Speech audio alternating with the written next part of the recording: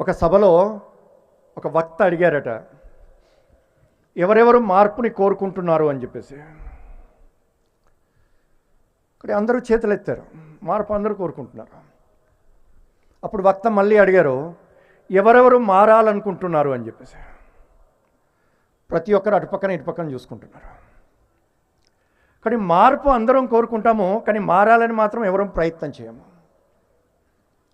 కానీ సమాజంలో మనం ఏ మార్పునైతే కోరుతున్నామో ఆ మార్పు నా దగ్గర నుంచి ప్రారంభించాలి అనేటువంటి ఉద్దేశంతో డాక్టర్ జీ 98 సంవత్సరాల క్రితం రాష్ట్రీయ స్వయం సేవక్ సంఘాన్ని ప్రారంభించారు. కొన్ని వ్యవస్థలో మార్పు కోరుకునేటువంటి సంస్థలు చాలా ఉన్నాయి, కానీ ఆ వ్యవస్థని తయారు చేసినటువంటి వ్యక్తి, ఆ వ్యవస్థను నడిపిస్తున్నటువంటి వ్యక్తి, ఆ వ్యక్తిలో మార్పు రాకుండా వ్యవస్థలో మార్పు రాదు. కానీ ఆ వ్యక్తిలో మార్పు తీసుకురావాలి. ఆ వ్యక్తిలో తీసుకొచ్చేటువంటి మార్పుకి కేంద్రం ఏది అంటే ఆర్ఎస్ఎస్ యొక్క దైనందిన